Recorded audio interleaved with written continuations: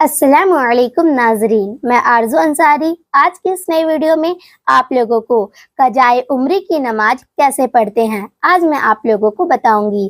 कजाए उम्री का मतलब ये है अपनी पिछली उम्र भर की छूटी हुई नमाजों को अदा करना। अब कैसे पता चले कि कितनी नमाजें आपकी कजा हुई है? एक शख्स है जो 30 साल का हो गया है और उसने एक नमाज भी नहीं पढ़ी। फिर उसे अपनी गलती का एहसास हुआ तो वो जब से बालिग हुआ है उस वक्त से लेकर 30 साल तक की नमाजें कजा करेगा, क्योंकि बालिग होने से पहले नमाज फर्ज नहीं है। आपको मालूम नहीं है कि आप बालिग कब हुए तो अब क्या करें? आपको याद नहीं है कि आप कब से बालिग हुए हैं तो 12 साल की उम्र से हिसाब लगा लीजिए। 12 साल की उम्र के बाद जितनी उम्र आपकी हुई है उतने साल की नमाज कजा करें।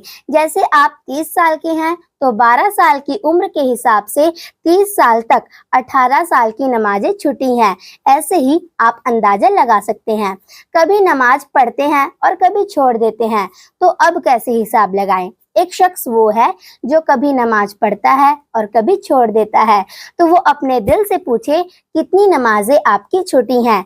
दिल जितनी नमाजों पर मुतमईन हो जाएगा, जैसे 5 साल 7 साल, बस उतनी नमाजों की कजा कर लें। बेहतर ये होगा हिसाब लगाकर लिख लें कितनी नमाजें आपकी छूटी हैं, फिर पढ़ते जाएं और उसको काटते जाएं। ऐसे आप भूलेंगे नहीं। कजाए उम्र की नियत कैसे करें? उसकी नियत इस तरीके से करनी है, जो सबसे पहले मेरी फज्र, जोहर, असर, मगरिब या इशा की नमाज छूटी है उसको अदा करने जा रही हूँ। जब ये नमाज अदा हो जाएगी तो इसके बाद वाली नमाज खुद ब खुद पहले नंबर पर आ जाएगी। तो जब आप अगली बार की नियत करेंगे तो फिर यही कहेंगे, जो सबसे पहले मेरी फज्र, जोहर, असर, मगरिब या इशा की नमाज छुट्टी है उसको अदा करने जा रही हूँ। जैसे आपकी 100 नमाजें छुट्टी हैं, तो जब 100वीं नमाज अदा कर लेंगे और वो अपने जिस्म से हट जाएगी तो 99वीं नमाज खुद पहले नंबर पर आ जाएगी।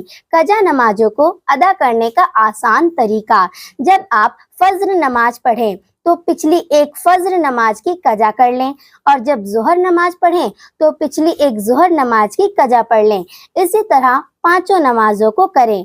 अगर आप ऐसे ही पूरे साल पढ़ते रहेंगे तो आपको पता भी नहीं चलेगा और 1 साल की कजा पढ़ चुके होंगे। इसी तरह जितने साल आप पढ़ते रहेंगे उतने ही साल की कजा आप पढ़ चुके होंगे।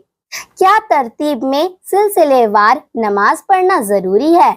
नहीं। अगर आप चाहें तो पहले सिर्फ सारी छुटी हुई फज्र की ही कजा पढ़ लें, फिर जोहर और फिर बाद में असर।